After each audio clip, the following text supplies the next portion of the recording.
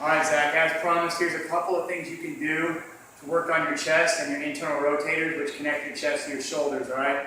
So this is just the first basic stretch you're gonna do is you're gonna take your forearm and you're gonna place it flush up against the rack, okay? I want my elbow at shoulder level, okay? Maybe slightly higher, all right? All I'm gonna do here is I'm gonna relax and I'm gonna press my shoulder forward.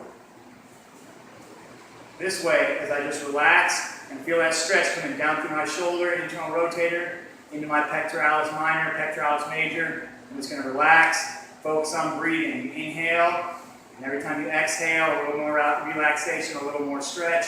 Hold this for a good 30 seconds at least, and then you can just switch sides.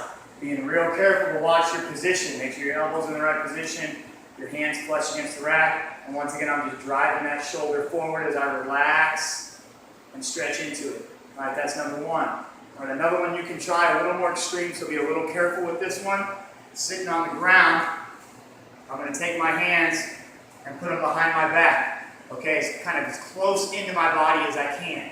I'm going to bend my elbows a little bit, and I'm going to scoot my butt away from my hands, okay? As I scoot my butt away from my hands, I'll start to stretch my shoulders. And this one's a little bit more on the shoulders up above, probably where your injury is. But it's very important to stretch the areas around that injury to help the healing process. So I'm just going to kind of very easily, just a slight discomfort, not too much here, and just kind of let this relax in, okay, just a little bit. All right, finally, follow me over here.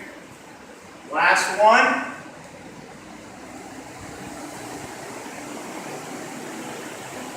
You're going to want to take a lacrosse ball or a tennis ball, something small like this, and work on some soft tissue work.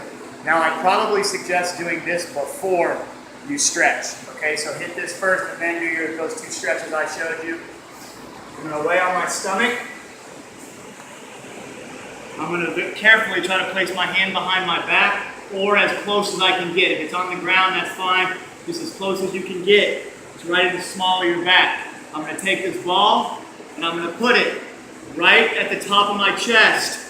Right into my shoulder, right at the chest, and just kind of work your way in some circles, all right? Because after you heal, there's going to be some scar tissue in there, there's going to be some knots, okay? So this is how you're going to kind of try to work out some of those knots so that stretching will be more effective, all right? So you can go all the way deep down into your chest a little bit, work your way up onto your shoulder. Okay, the key with this is just making sure that you don't get down into your armpit, okay? Stay up on your shoulder and in your chest right here, and don't get too low.